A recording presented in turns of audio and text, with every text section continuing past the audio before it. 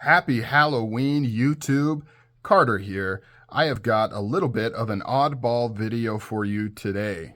Carrying on the theme of Halloween and Halloween themed videos, I'm going to be doing a quick shot at my Freddy Krueger glove collection. That's right. I have a Freddy Krueger glove collection.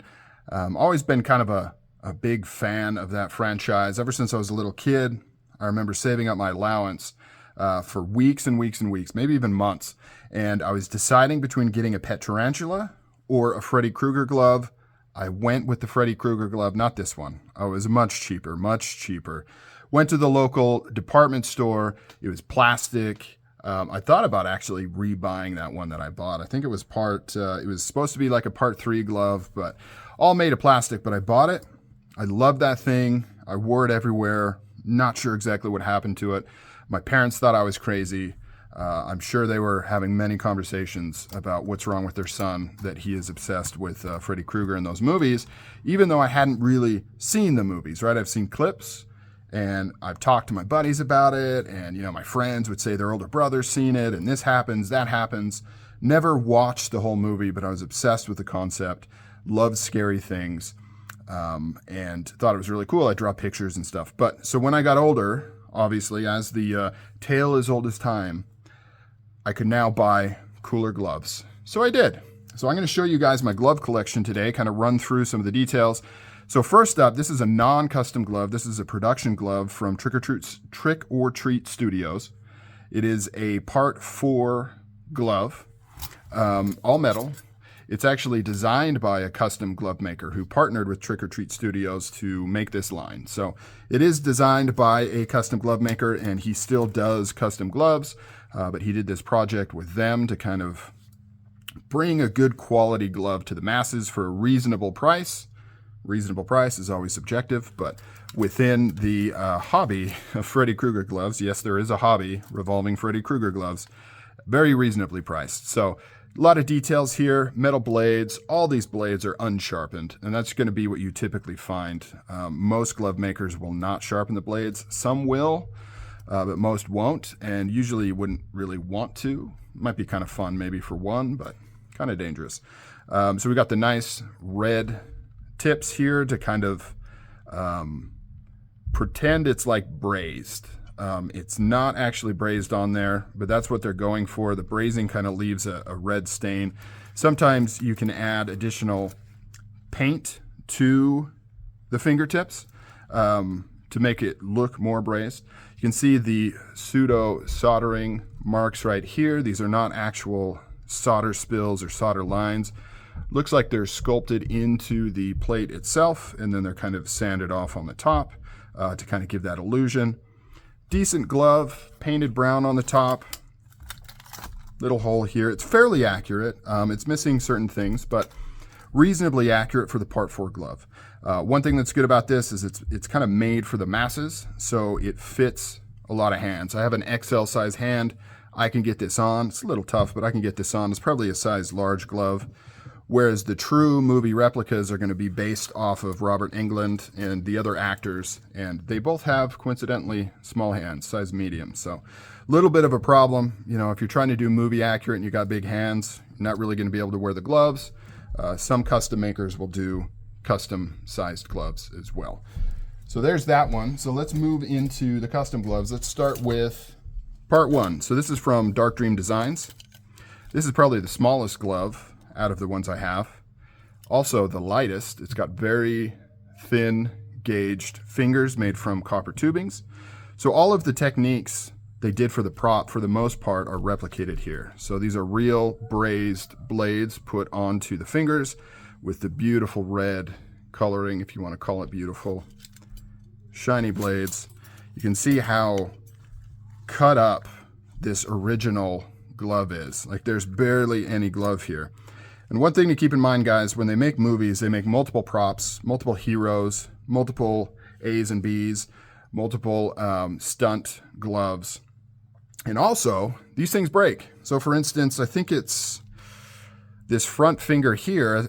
On some shots of the movie, the first original Nightmare movie, it looks like this. Towards the end, this blade broke off and they soldered it back on, which is the glove you see in part 2. So the part 1 glove and part 2 glove, heroes, are the same glove.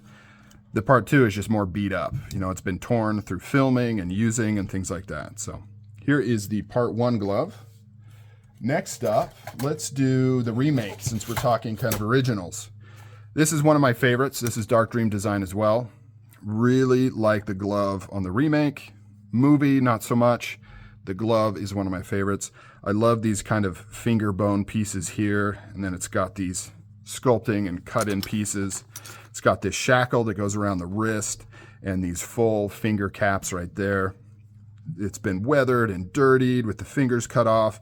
Now this is a smaller glove. I think it's a medium, but I can get this one on with a little finagling. This cuff, though, doesn't really go around my wrist. It goes mainly around like the lower part of my palm. But look at all the soldering on these thick gauge blades right there. This one has secondary bevel or primary bevel, whatever you want to call it, but it is not sharp, as I mentioned before. This one's pretty hefty, nice thick gauge fingers. Really cool. Enjoy this one a lot. Glad it's in my collection. One of my favorite gloves, but not really my favorite movie. Now here we have a Freddy vs. Jason. This one's really heavy. I can get this one on if I kind of squeeze into it. It has big finger holes and a big plate, but the glove itself is still kind of a size medium. But with this hole cut out here, gives a little bit of give and stretch. So this is kind of a concept glove. I don't think this one actually appears in the movie in terms of the coloration. So it's been stained red, and then it has some additional weathering on it, but everything else is movie accurate. Really like the blades on this one, kind of more of a modern, less of a found knife type thing and more of a purpose built. You know, this one seems less like something made in a garage and more like something produced, which kind of fits in with the dream aspect of the movie and everything like that. Weathering on this looks really cool. Just looks a lot more, I guess, organic and smoother, maybe. A little less rough. You got nicer tones, copper brown tones in this one. Really cool. Enjoy this one a lot. That one's Dark Dream design as well. And the last one here, which is my favorite, this is from Flaming Creations.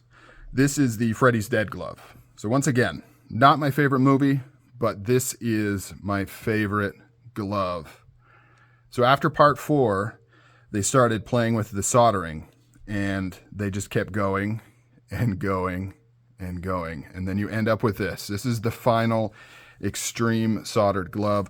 All of this is movie accurate. If you compare this to film stills, you're going to see these same designs in the soldering. Everything is the same. Even on these, I believe these are butter knives or based off butter knives. Even how this finger has this divot.